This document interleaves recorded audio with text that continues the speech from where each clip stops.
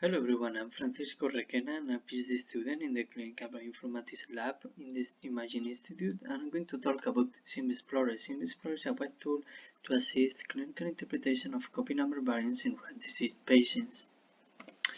First, I will talk about the new paradigms that can be addressed with CNVxplorer, which are the impact on regulatory regions, oligogenic effects, and the combined impact of multiple copy number variants. Second, I will discuss about the CNVxplorer features, and finally, we have a live demo of a use case of a CNV that is not mapping with any protein coding gene. Today, more than 5,000 Mendelian phenotypes have been clinically recognized. Thus, the differential diagnosis of such heterogeneity is challenging even for the most experienced medical geneticists. Moreover, around 50% of all known Mendelian diseases still lack the identification of the causal gene or variant. In addition to SNVs and indel variants, structural variants involving large unbalanced genomic rearrangement, such as deletion and duplications, copy number variants, are a major cause of Mendelian diseases. For instance, recent studies reported pathogenic copy number variants in 9% of patients with inherited bone marrow failure syndrome, in 10.5% of the patients with neurodevelopmental disorder, and 8% of the patients with primary immunodeficiencies. The French network of cytogeneticists and molecular geneticists AcroPuch reported in 2019 almost 17,000 array comparative genomic hybridization tests that were prescribed to pediatric patients presenting rare disease phenotypes.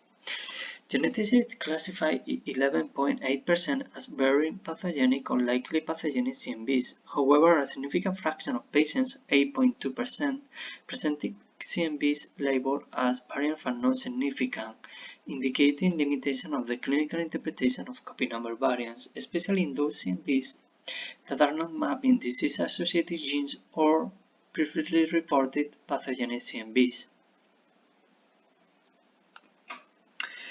Currently available CNV annotation tools are mostly based on the assessment of the protein coding genes targeted by the CNVs and their evaluation, or aggregation of static annotation from reference databases without providing further filtering and analysis tool. To address this challenge, we developed CNVxplorer, a user-friendly web application that facilitates the clinical interpretation of CNVs.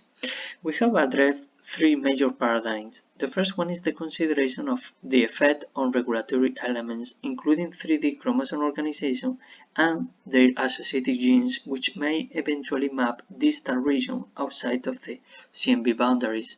Second, the investigation of putative oligogenic effect that could translate into combined impact on a specific biological process, pathway, or tissues, assessed through gene set enrichment analysis. And finally, the evaluation of the combined impact of multiple CNVs on a single individual genome.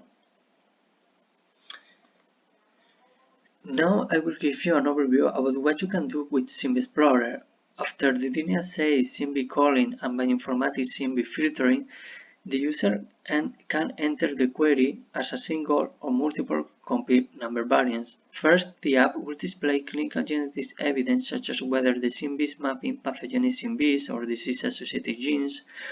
Also, the user will be able to check whether there are regulatory regions mapping and their target genes.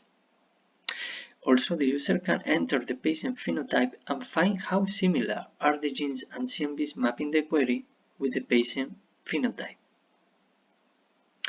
Also, we provide gene-level annotation such as the PLI or RB score, essentiality information, and many more.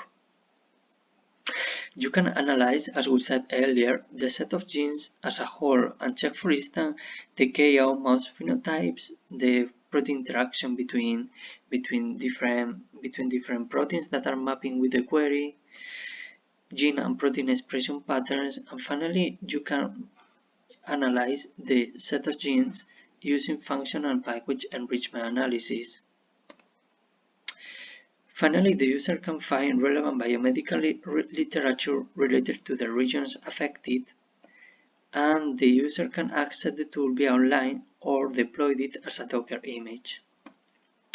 Well, just to finish, you can try CNVxplorer, enter in your web browser CNVxplorer.com, and in the web application you can check the instruction for deployment in a private server such as a hospital with a Docker. Also, you can find documentation, 2 different case studies, facts, and the code repository.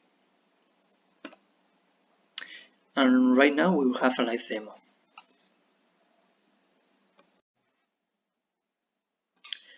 In this live demo, we will check the case study number 2. This case study can be found on the documentation of CNVxplorer. We know 2 different things from this case study. The first one is that the patient harbors a deletion of around 440 kilobases, and the second one is that the only clinical symptom of the patient is type E brachydactyly. So the first thing that we are going to do is just to enter the genomic interval or the CNV on CNVxplorer. So as you can see here, CNVxplorer will display a summary of the information that you can find on the rest of the application.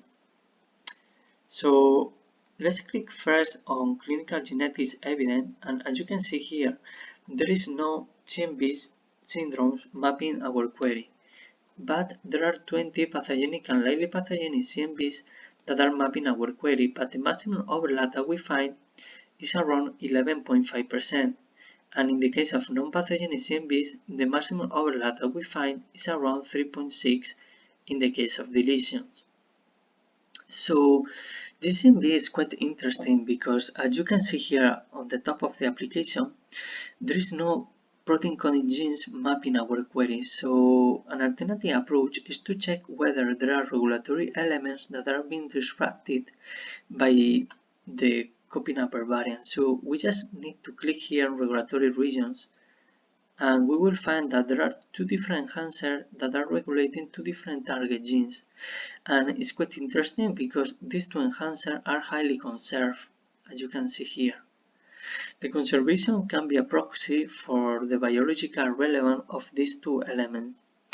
And in fact, it's also very interesting because these 2 target genes that are being regulated by these 2 enhancers are not mapping our query.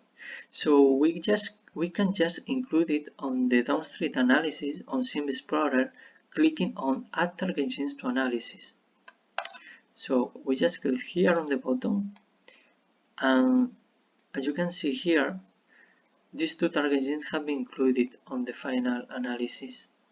So we can check further information about these 2 genes, and for instance, we know now that the gene HOST13 has been previously associated with human diseases, and we can check the evidence source and select Decipher, and we see that in Decipher, this gene has been previously associated with brachydactyly, that is the clinical symptom that is found in our patient.